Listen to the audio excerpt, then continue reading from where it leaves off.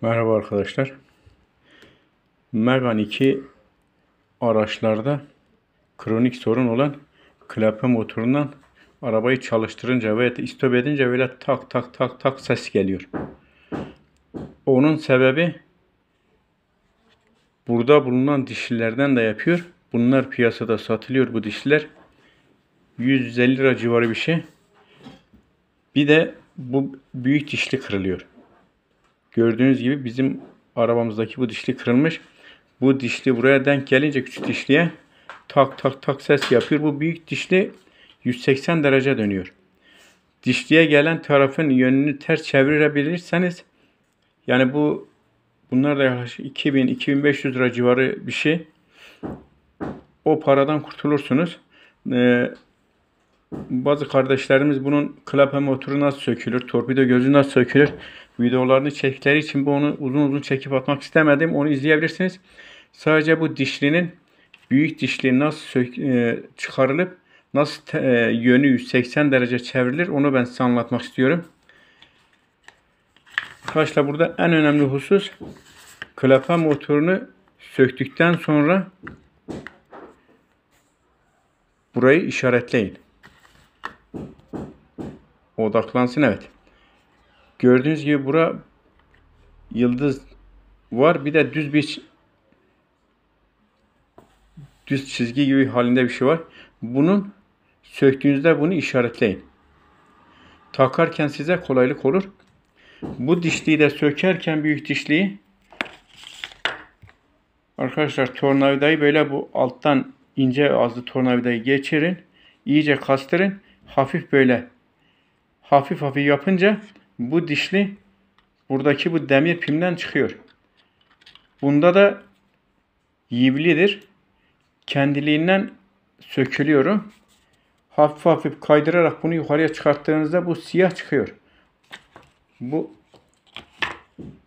içerideki beyazı asla ellemeyin. Buradaki bu elektronik parçayı kırabilirsiniz. Bununla bir işiniz yok.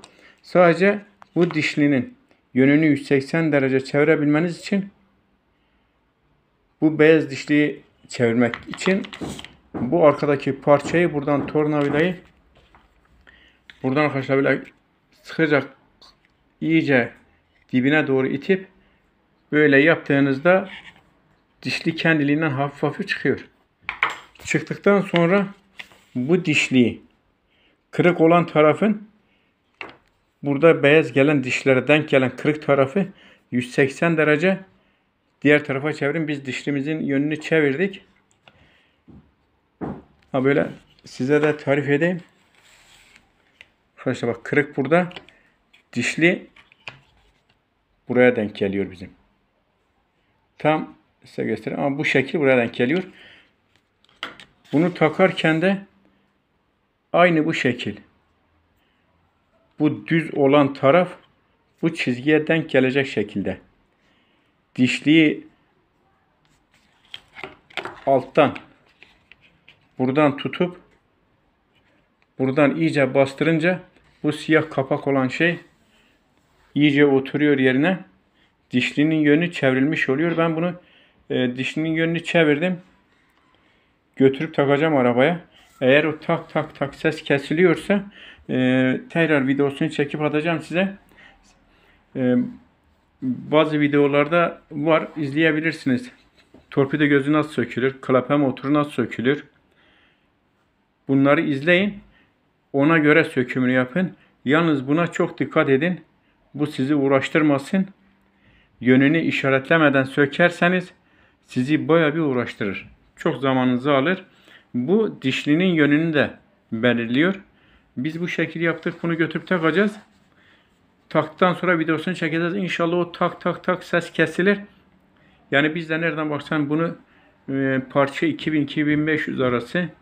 İşçilik de herhalde 1000 liradan aşağı almazlar. Yani bir 3000-4000 lira falan bir şey tutar bu. Sanayiye gitse araç.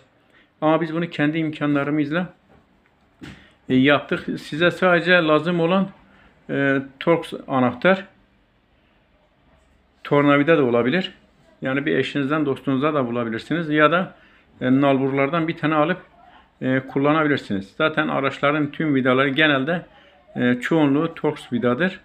Sürekli lazım olan bir anahtar grubudur. Aracınızda da bulundurabilirsiniz. Arkadaşlar, bu tırnakları bıçakla açın. Ben tornavidayla açtım. Zorladım herhalde. Bir buradaki, bir de bu taraftaki iki tırnağı da kırdım. İzola bant attım. Siz bunu tornavidayla değil de bu tırnakları, çok ince tırnaklar bunlar, bıçakla böyle kaldırın. Kırılmasın. Çok aşırı ince odaklansın, görün. Çok aşırı ince kırılıyor. Buna dikkat edin. Bir de bu dişliği böyle düz takarken zorlandım. İçeriden o 180 derece çevrilen yeri bir çizik attım. Yani bunu 2-3 kere söküp takmak zorunda kaldım. Takıyordum, bu düz çizgi yukarıya gidiyordu. Sağa sola kayıyordu. Bu biraz uğraştırdı. Bunu takarken önce alttan ayarlayın bu işaretlediğiniz yerlere. İşaretledikten sonra içeriden kırık olan yeri çizin.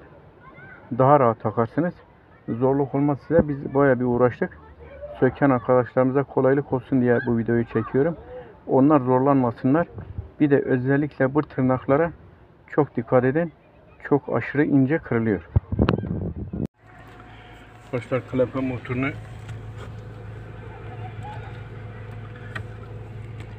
motorumuz bu. Toplu bir taktım. O kırmızı görünen de izolaban. Sekmanları kırdığım için değiştirdim onu. Böyle taktım. Arabayı çalıştırdım.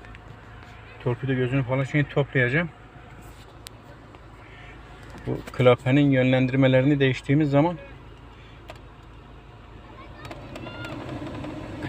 klimayı açtım.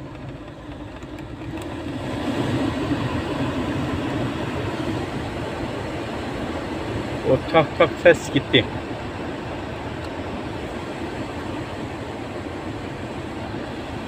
Arabada şu anda o klimadan dolayı gelen tak tak ses yok. Stop edip şimdi bir deneyeceğim. Stop ettikten sonra genelde ses geliyor. Arkadaşlar, tamam, klape motorumuzu hallettik. Normalde bu sanayiye gitse 4000 liradan aşağı değil.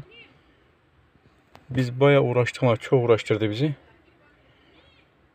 Çok aşırı derece uğraştım.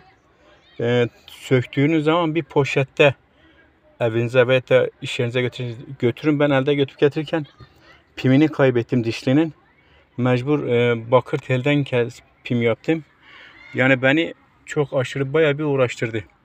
Uğraşmamanız için sökünce özellikle bu sente ayarına çok dikkat edin. Sente ayarı da beni bayağı uğraştırdı.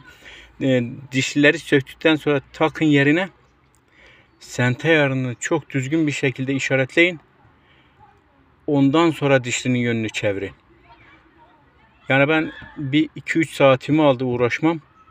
Değdi de klape motoru düzeldi. Motordan gelen o tak tak ses kesilmiş oldu. Yani bugünkü değerle bir 3000-4000 lira masraftan kurtulmuş oldum. Siz de öyle yapın.